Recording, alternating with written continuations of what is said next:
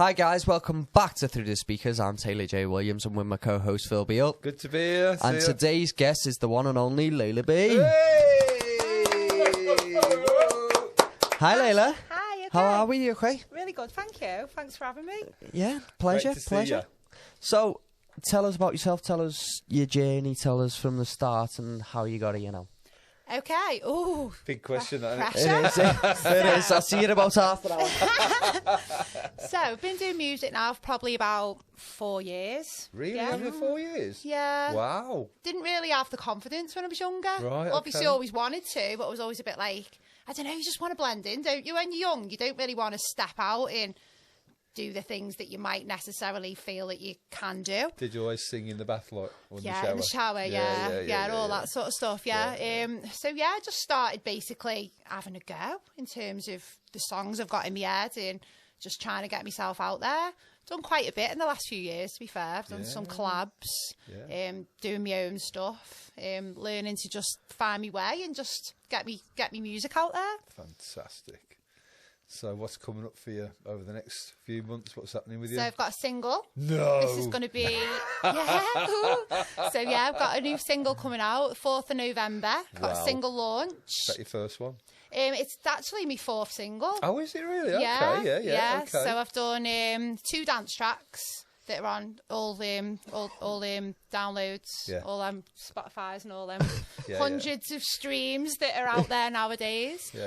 So I've got 2 dance tracks, and I've also done like a bit of an R&B vibe with our little Joe Mulldog. Oh, with Joe, so that was a good little collab The to legend that is the Mulldog. Yeah, he's very got his very old soul. To be fair, that beat he Shout out sent to me, Joe, absolutely. love Joe. He's a lovely guy. That beat he sent me was like just dead soulful. I was like, fantastic. how old are you? Yeah, So good. Yeah, we absolutely. did a little sexy track, so that was good. And so what's the new one called? So my new one is called Don't Need Your Love. Wow, okay. So it's a big one for me, this, because I've basically done the beat, done everything. It's like basically my track. I normally collaborate with people, so it's exciting really just to get it out there. Where did this track come from? Where is there a meaning behind it? Where did the inspirations come from? What is this track? So basically, it's a story of basically just splitting up with someone. Don't need your love and just saying, yeah, ta-ra, see ya. Have we all been there? Yeah. We've all been there. Yeah, I think so, yeah. So is that come from a personal background, or is that just something like you've seen a friend go through it, or is this personal to you, or? So it's based on personal events, but then obviously it's dramatised for music, because that's what we do, isn't it, as artists? We get a bit of inspiration, we use it as a springboard, and then we sort of go from there. Absolutely, yeah. So in terms of the beat, that was just, as I say, something I put together and then just sort of threw the vocals over the top. Right, yeah. So I think that's probably, for me, my biggest restriction, because I don't play an instrument. Yeah. So a lot of my music, it's hard to articulate that and get it out there. Yeah. So even though I've got hundreds of songs in my head, because I don't play an instrument, it's like, getting them out there. But this one, I'm dead proud of this one. It's a good song. I like it. Fantastic. Can't wait. So you're writing words all the time, or do you just set aside time to do it, or do things come to you while you're driving along or on the bus or something? Yeah, I think it just comes to me, I think. Yeah. It's just like, they just happen, don't they? Yeah, half the time you don't even try. It's that's just right. like they're just there. Somebody says a line or something in the conversation. Sometimes you think, "Oh God, that'd be a good line." I was in the car the other day, and we literally did that. It's on my voice notes, and they just a spring line into your mind, don't they? Right now, you've now got what used to be called a dictaphone on your phone. Yeah. Voice memos. It's just there for you, isn't it? Oh, right. Either write that down or. Have you ever seen record Suits? that. Lewis Litt with his dictaphone. Yeah, I love that. Exactly. Do you know what? They are great, aren't they, the phones now? So what would you do without them? So what did you used to listen to when you were a kid? You know, what first really sort of piqued your interest in music? Who were the artists that you listened to initially? Was it what your mum was listening to? Or? Do you know what? I've got a really diverse taste in music. Tell me. Tell you who's just died, and I've been listening to, and I've been running to, and it's sort of took me back to the 90s. Stu Allen.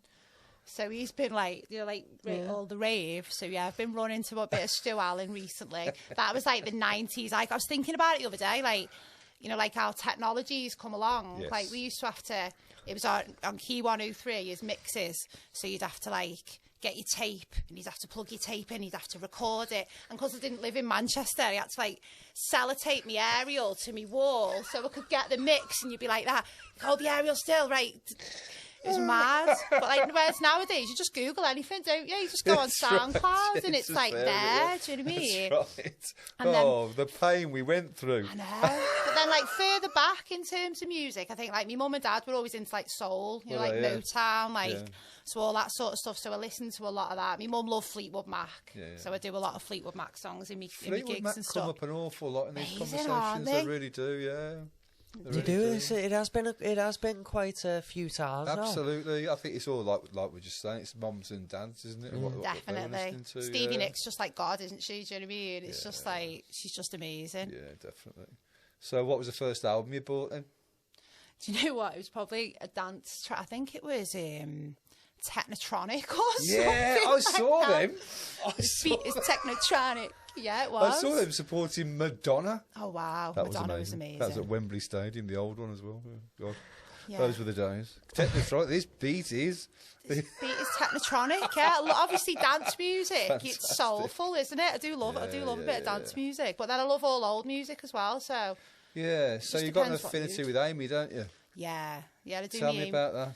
So I do an Amy Winehouse tribute. I wouldn't say it's a tribute. I just more sort of like base myself on like her sort of obviously songs, but then I wouldn't say I really try and look like her loads, but I do look like her a little bit, don't I? Course you do. So Of course you I sort do. of hone in on that a little See, bit. would you saying that though? And your voice is very similar. As well. I have heard you sing, Amy, and you do it quite well, but it doesn't. I don't feel it really shows in your original music. No, probably doesn't. That's a really interesting Like observation. we've had many conversations that that as if you just said you do Amy Winehouse tribute, and it's you do quite a lot of her stuff, but it just really doesn't show in your original music. Why do you think that is? Considering when you get booked to do things, it is a lot of Amy Winehouse, but your own is just completely away from that. I suppose you don't want to be a copy, do you? As an artist, you want to be original and you want to be your own person rather than copying someone else. Because Amy was Amy, and she was amazing in her own right. Yes. And as her, And she was unique, wasn't she? For a time, she was yeah, unique. She was. She was so good. So Absolutely. good. Very troubled. Very But troubled. yeah, she was dreadfully. amazing. That's right. So, is there like a particular artist or band or anything like that you'd turn around and go with your original music? They particularly inspired that? Not really. I think I take a little bit of everything and sort of like piece that together to hone in on how I want to sound. Yeah. So like within your music, obviously you do have your own inspirations, and as you've just said, your soul, your R&B, stuff Rave. like your rave, your dance, So would you just say obviously you do have your own inspirations, but you try and sort of steer away as much away from that as you can and try and join them all together just to create your sound rather than to take things from other places and go, okay, that I like that sound, I'll try and sway towards more them for this song?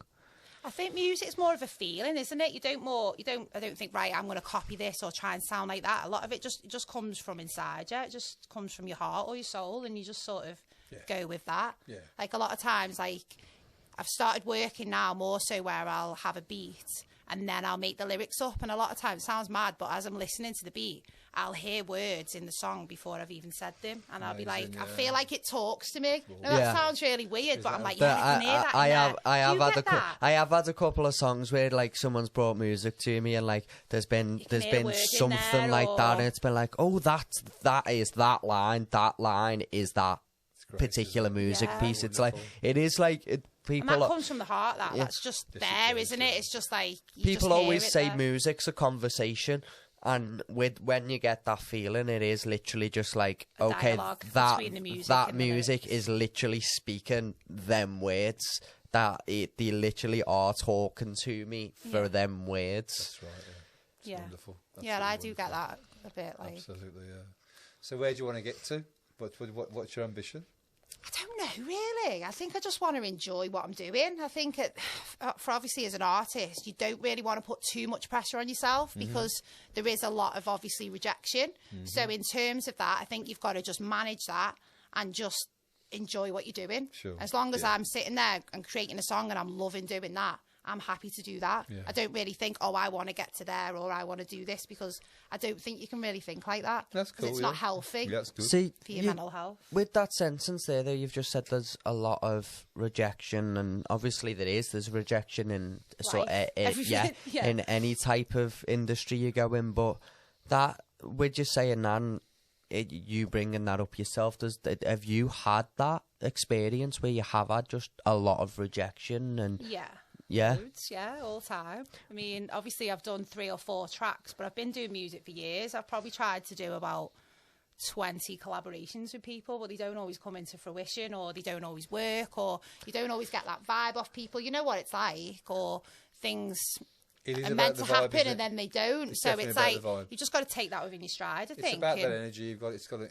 got to mesh together, don't you? Whoever you're collaborating with. You've got to have that sort of connection, energy-wise. Yeah. You might not get on as people. You might hate each other, but if you connect musically, you'll create something worthwhile, won't you? Yeah, definitely. Absolutely. So what's happening for you then? Have you got a launch date for this single that's coming up? Yes, it's going to be the 4th of November. Right. And it's going to be at the Shipping Forecast. Have I said that right, or is it the Ship Forecast? Shipping Forecast in Liverpool. Fantastic. It's a good venue, that, isn't it? Yeah, it really is. It really is a great place in the hold. At the Shipping Forecast, no doubt. Amazing. So a few bands coming on with you. Yeah, we've got some really good support acts, actually, so I'm really excited. So is it just you, or have you got anyone backing yet? Is it a backing track? Is it... So it's going to be my original song with the backing track and just little me, I think. Yeah. So, yeah. Doing your thing. Yeah. Fantastic, can't wait. Yeah, we're not having dances and fanfares, not this time anyway. Maybe I'll have someone doing the can-can. Do you know? I'll be on. I'll jump on stage with you and just work out. Can you twerk though? I can't twerk.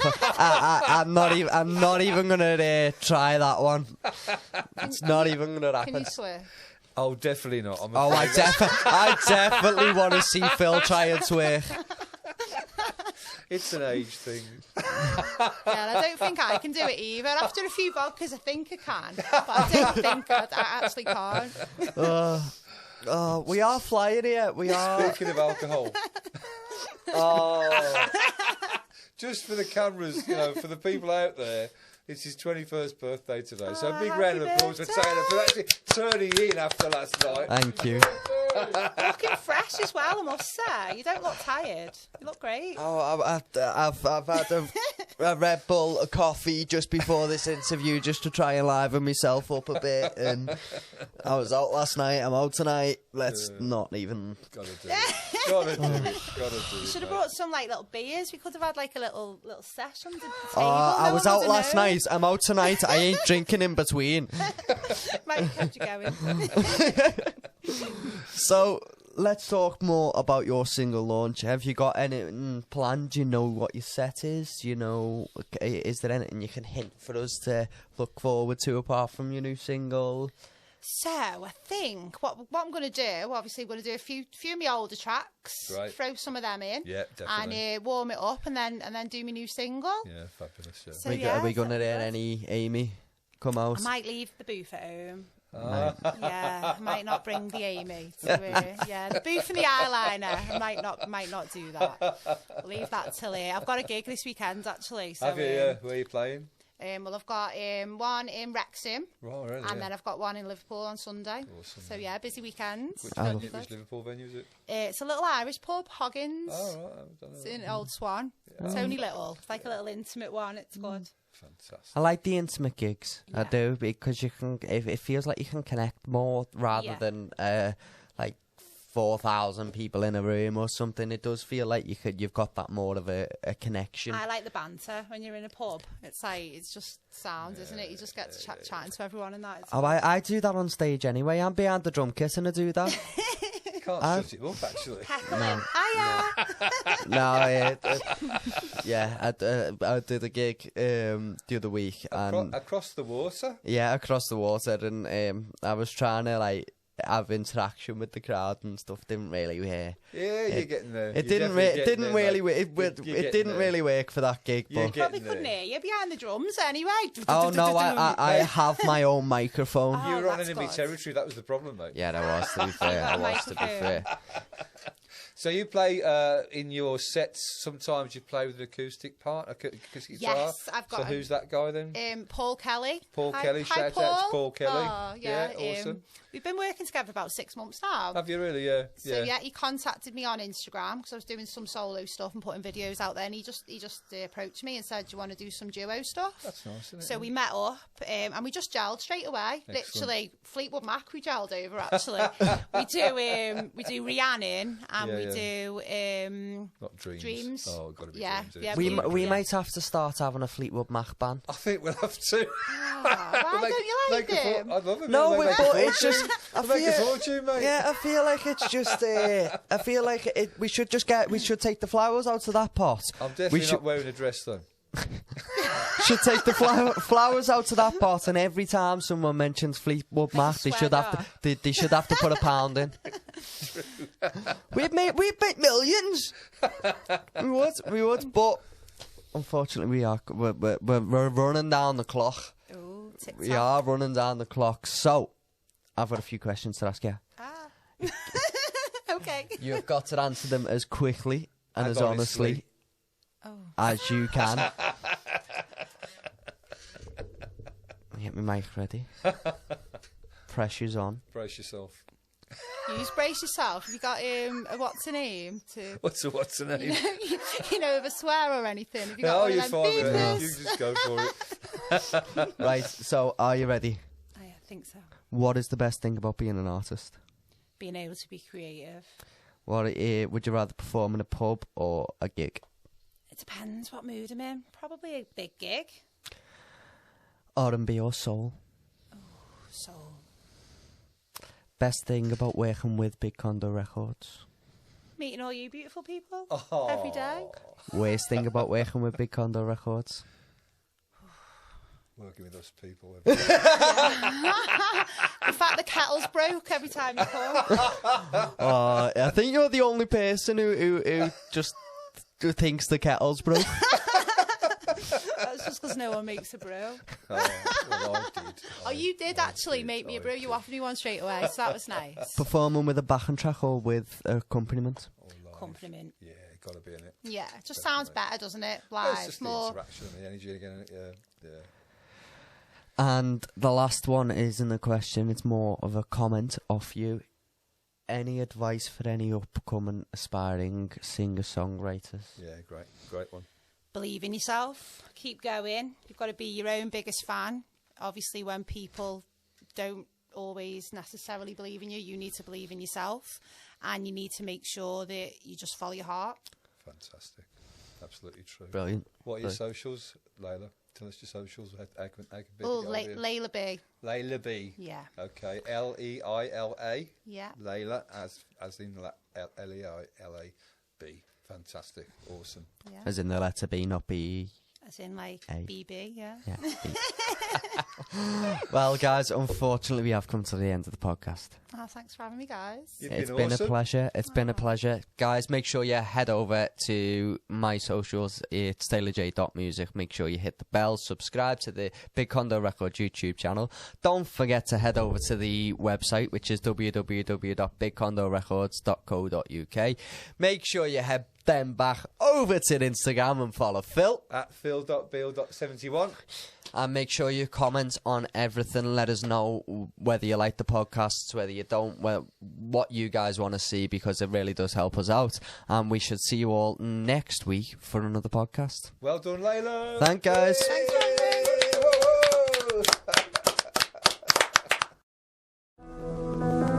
Tears in my eyes, and there's no surprise.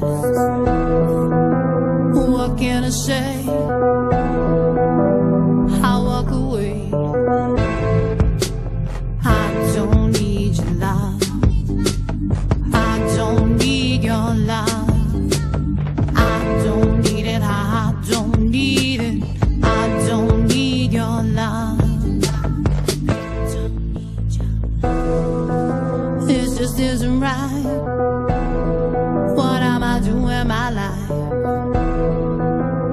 wasting away every day. I don't need your love. I don't need your love. I don't need it. I don't need it. I don't need your love. There's no disguise, and there's no more lies. The tears that I cry